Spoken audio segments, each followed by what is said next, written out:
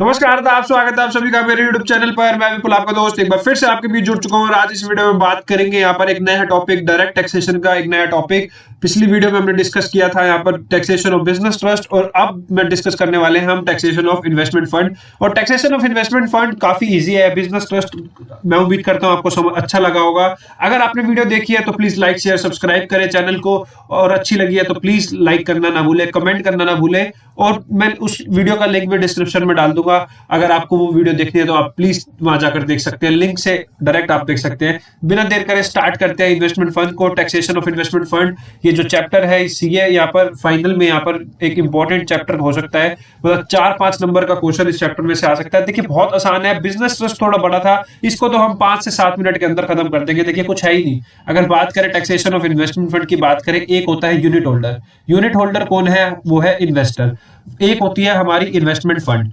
Unit holder जो है, investor जो है, वो इन्वेस्ट करता है फंड। किस में इन्वेस्ट करता है? वो करता है फंड इन्वेस्टमेंट फंड के अंदर, और फिर इन्वेस्टमेंट फंड उसको देता है income received from the fund. ठीक है, अब बात करते हैं यूनिट होल्डर के बारे में। इन्वेस्टर के हाथ में सारी की सारी इनकम टैक्सेबल होती है, एक इनकम को छोड़ के, पीजीबीपी की इनकम।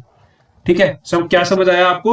यूनिट होल्डर के हाथ में सिर्फ एक पीजीबीपी की इनकम को छोड़ के सारी इनकम टैक्सेबल होती है। और अगर बात करें इन्वेस्टमेंट फंड के हाथ में, सारी इनकम एग्जेम्प्ट होती है एक्सेप्ट पीजीबीपी। मतलब आपने एक चीज याद कर लो और दूसरी चीज आपको ऑटोमेटिक याद हो जाएगी। आपको क्या याद रखना है? बस आप ये याद रख लो कि इन्वेस्टमेंट फंड के हाथ में पीजीबीपी की इनकम टैक्सेबल होती है। ठीक है, अगर इनके हाथ में पीजीबीपी की इनकम टैक्सेबल है तो अदर इनकम जो है वो क्या है? एग्जेम्प्ट हो गई। समझ आ गया? और इसके लिए पीजीबीपी की इनकम टैक्सेबल है तो यूनिट होल्डर के लिए क्या होगी? पीजीबीपी की इनकम एग्जेम्प्ट होगी। इसके लिए अदर इनकम एग्जेम्प्ट है तो इसके लिए अदर इनकम टैक्सेबल होगी। बस आपको ये याद रखना है इसके अंदर। ठीक है, समझ आया? बहुत आसान सा था। उसके बाद अगर रेट की बात करें, रेट की अगर इन्वेस्टमेंट फंड के लिए बात करें, इन्वेस्टमेंट फंड की पीजीबीपी की इनकम टैक्सेबल होती है तो इसके लिए पीजीबीपी की इनकम के लिए क्या रेट है? देखिए कंपनी है तो उसके लिए रेट होगा 25% और 30%। फर्म है तो उसके लिए रेट होगा 30%। ये आपको पता ही है जो नॉर्मल टैक्स रेट होता है। और जो इनकी अदर होती है, अदर हैं इनके अलावा हो गए, जैसे मान लो एओआई बीओपी हो गए, उनके लिए एमएमआर के रेट से टैक्स होगा। एमएमआर आपको पता है 42.744%। वो कैसे निकलता है आपको पता ही है सभी को, 30% प्लस 37% प्लस 4%। ठीक है, समझ आया? उसके बाद अगर बात करें any other income of the fund, अगर फंड की कोई और इनकम होगी, इन्वेस्टमेंट फंड की कोई इनकम होगी तो वो तो आपको बता दिया एग्जेम्प्ट है, और यूनिट होल्डर की होगी तो वो टैक्सेबल है। किससे टैक्सेबल है? वो है टैक्सेबल नॉर्मल रेट से। ठीक है, यूनिट होल्डर के लिए नॉर्मल रेट से और इन्वेस्टमेंट फंड के लिए एग्जेम्प्ट है, सिर्फ पीजीबीपी की इनकम टैक्सेबल है। बात करें टीडीएस के रेट की तो TDS has to be deducted by the investment fund of the unit holder. Investment fund unit holder का टीडीएस काटेगा क्योंकि उनके हाथ में टैक्सेबल है अदर इनकम। किस रेट से काटेगा? देखिए नॉन रेजिडेंट के और फॉरेन कंपनी के केस में रेट इन फोर्स है, और अदर के केस में एमएमआर से ही काटेगा। यहाँ पर समझ आया? देखिए यहाँ पर भी हमने क्या बताया था, एमएमआर के रेट से ही काटेगा, और वहां पर यहाँ पर इसके केस में रेट इन फोर्स से टीडीएस काटेगा। बस इसके अंदर और ज्यादा रेट नहीं है। बिजनेस ट्रस्ट के अंदर दुनिया भर के रेट्स थे, डिविडेंड के लिए अलग, इंटरेस्ट के लिए अलग, रेंटल इनकम के लिए अलग, लेकिन यहाँ पर बस एक ये दो आपको याद रखने हैं। उसके बाद बात करें any other income earned by the fund not paid or distributed to the unit holder in the previous year. अगर कोई इनकम अर्न करी है फंड ने, वो डिस्ट्रीब्यूट नहीं करी और पे नहीं करी यूनिट होल्डर को किसी प्रीवियस ईयर में, लेकिन वो क्या माना जाएगा? वो डीम टू बी यहाँ पर क्रेडिटेड माना जाएगा on the last day of the previous year. मतलब पूरे के पूरे मान लो 10 लाख इनकम अर्न हुई, उसमें से 6 लाख ही डिस्ट्रीब्यूट किया, लेकिन जो टैक्स लगेगा वो पूरे 10 लाख के ऊपर लगेगा। ऐसा माना जाएगा कि ये डीम टू बी क्रेडिटेड है।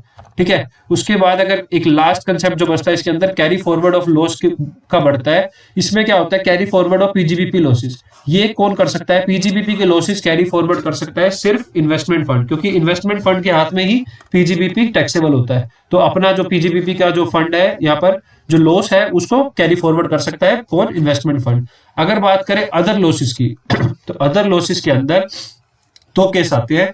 अदर लॉसेस के अंदर दो केस एक होते हैं, एक unit held for 12 months or more, एक unit held for less than 12 months. अगर unit less than 12 months held करी है तो यहाँ पर कोई क्लैरिटी नहीं है इसके ऊपर, आप इसको मान सकते हैं कैन नॉट कैरी फॉरवर्ड। लेकिन जो आपके लॉ में लिखा है वो ये चीज लिखी है कि अगर आपने हेल्ड किया है 12 महीने से या उससे ज्यादा, तो आप उसको पास कर सकते हैं यूनिट होल्डर के हाथ में, वो कैरी फॉरवर्ड जो लॉस है। क्योंकि यार देखिए, इनके लिए अदर अदर इनकम तो कोई होती नहीं है टैक्सेबल, तो ये क्या हो सकता है, जो अदर इनकम होती है, अदर इनकम के लॉस होते हैं, वो आप यूनिट होल्डर को ट्रांसफर कर सकते हैं अगर उसने 12 महीने से ज्यादा हेल्ड करा है। बस यही था इसके अंदर। इन्वेस्टमेंट फंड को जैसे उसमें पढ़ा था कंपल्सरी रिटर्न फाइल करनी होती है अंडर 139(4)(f), बस यही था इन्वेस्टमेंट फंड के अंदर। कुछ खास इसके अंदर था नहीं, बहुत सिंपल सा टॉपिक था। 5 से 7 मिनट मैंने आपको कहा था, और पूरे 5 मिनट के अंदर हमने ये टॉपिक को समाप्त कर लिया है। बस इसी तरीके से छोटी छोटी नई नई वीडियोस के साथ आपके बीच आपका दोस्त विपुल जुड़ता रहेगा। बस अपना प्यार दें, लाइक करें, शेयर करें, सब्सक्राइब करें चैनल को, इसी तरीके से अपना प्यार देते रहे। बस अभी के लिए आपसे अलविदा चाहूंगा। अभी के लिए tata, bye bye, see you. आप कोई भी दिक्कत हो, कुछ भी पूछना हो, बेझिझक होकर कमेंट कर दें, टेलीग्राम पर मैसेज कर दें, या पर व्हाट्सएप पे मैसेज कर दें। आपके हर एक सवाल, हर एक चीज का जवाब दिया जाएगा। अभी के लिए आपसे अलविदा चाहूंगा। Tata, bye bye, see you, bye bye.